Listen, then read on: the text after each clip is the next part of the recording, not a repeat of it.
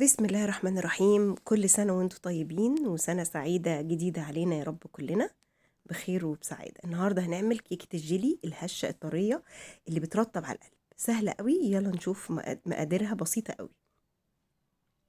دي المقادير اللي احنا عايزينها مع بعض: 3 بيضات، كوباية سكر، كوباية الا ربع زيت، كوباية الا ربع لبن بس دي كوباية صغيرة، 2 كوب دقيق، فانيليا، وبيكنج باودر. دي كل المكونات اللي انا عايزاها. تمام كده. اول حاجه طبعا هجيب بوله واضرب البيض مع الفانيليا، هضربهم بالمضرب. اول حاجه بحب اضرب البيض لوحده كده شويه، وبعد طبعا ما خلاص احس ان هو امتزج مع بعضه اضيف السكر واضرب برضو. اي كيكه بسقيها اي حاجه بحب اعملها بالزيت مش بالسمنه، عشان بتبقى هشه قوي، الزيت بيديها هشاشان فظيع.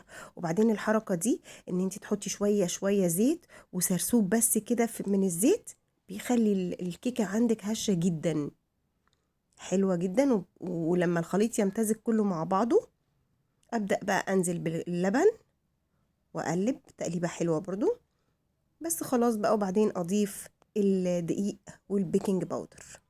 الكيكه دي سهله وبسيطه ولذيذه وطعمها حلو قوي، وفي الصيف تبقى حلوه قوي. بس هي بما انها لونها احمر وجميل كده فنعملها في ليله راس السنه. كل سنه وانتم طيبين. بس خلاص كده ضربت الكيكه مع بعض. طبعا اكون مسخنه الفرن قبل ما ابدا اشتغل في الكيكه. اجيب الصينيه بتاعتي واكون مبطناها، انا بحب ابطنها بسمنه بلدي حلوه كده وشويه دقيق. انزل بالكيكه بتاعتي في الصينيه بس وادخلها الفرن. كيكه بسيطه، اعملي كيكه بمقدارك العادي، بسيطه قوي، بتطلع طعمها حلو قوي وخفيفه، يعني مش تقيله خالص.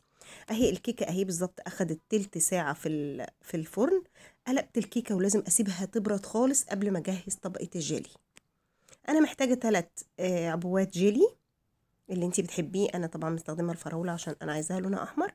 حطيت ال3 بواكي، طبعا 3 بواكي كل باكو جيلي بياخد كوبايتين ميه. انا هعمل ال3 ب4.5 ميه، بس مش هحط ميه كتير عشان عايزاها الجيلي يتقل. هقلب ال3 بواكي في كوبايتين ميه مغليين، اقلب كويس قوي اتاكد انهم دابوا، وبعدين اضيف كوبايتين ونص ميه ساقعه عاديه. والحركه دي طبعا عشان اسرع ان الجيلي يستوي معايا بسرعه. اهم حاجه ادوبه في ميه مغليه. اجيب نفس القالب اللي عملت فيه الكيك واحط طبقه من الجيلي وادخلها التلاجة. هتاخد 10 دقايق وتجمد معايا. اكون بقى مقطعه فراوله او موز، الفاكهه اللي انتي بتحبيها مفيش مشكله خالص. اهي بصي جمدت ازاي. اجيب بقى الفراوله بتاعتي وارصصها كده باي رصه انتي تحبيها. وممكن طبعا تعملي موز، كريز، اي فاكهه بتحبيها. وممكن تعملي بالكيوي بتبقى شكلها حلو قوي. بس خلاص كده، عايزه تحطي في الجناب حطي براحتك، مش عايزه براحتك برضو.